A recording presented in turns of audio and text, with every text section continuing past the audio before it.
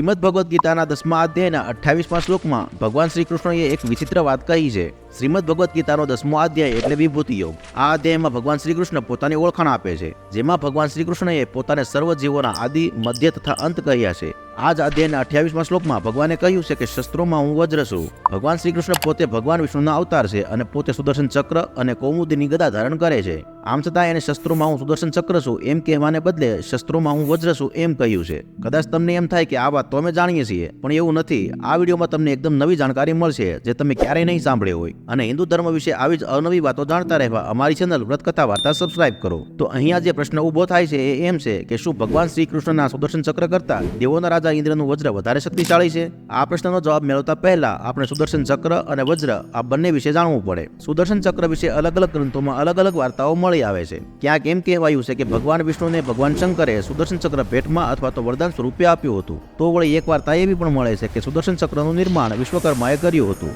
પણ સૌથી સાચી વાત તો એ જ છે કે સુદર્શન ચક્રની ઉત્પત્તિ ભગવાન વિષ્ણુની સાથે જ થઈ હતી. સુદર્શન ચક્રથી ભગવાન વિષ્ણુએ રાહુનું મસ્તક કાપેલ અને કૃષ્ણાવતારમાં એ જ ચક્ર વડે શિશુપાલનો વધ કરેલ એ વાર્તાઓ આપણે જાણીએ છીએ. હવે વાત કરીએ દેવોના રાજા ઇન્દ્રના વજ્રની. પુરાણોમાં મહાન દધીચી ઋષિ દ્વારા કરવામાં આવેલા બલિદાનની કથાનું વર્ણન છે. એક સમયે સ્વર્ગના રાજા ઇન્દ્રને વૃત્રાસુર નામના અસુર દ્વારા સ્વર્ગમાંથી કાઢી મૂકવામાં આવ્યા હતા. વૃત્રાસુરને પ્રાપ્ત વરદાન અનુસાર તે સમયે ઉપલબ્ધ કોઈપણ શસ્ત્રથી તેનો વધ કરી શકાય એમ નહોતું. હતાશ થઈને ઇન્દ્રે ભગવાન શિવ પાસે સહાય માંગી, જેઓ તેમને ભગવાન વિષ્ણુ પાસે લઈ ગયા. વિષ્ણુએ ઇન્દ્રને જણાવ્યું કે કેવળ એક જ શસ્ત્ર છે જે વૃત્રાસુરનો વધ કરી શકે એમ છે, અને તે દધીચી ઋષિના અસ્થિમાંથી તૈયાર કરવામાં આવેલું વજ્ર છે.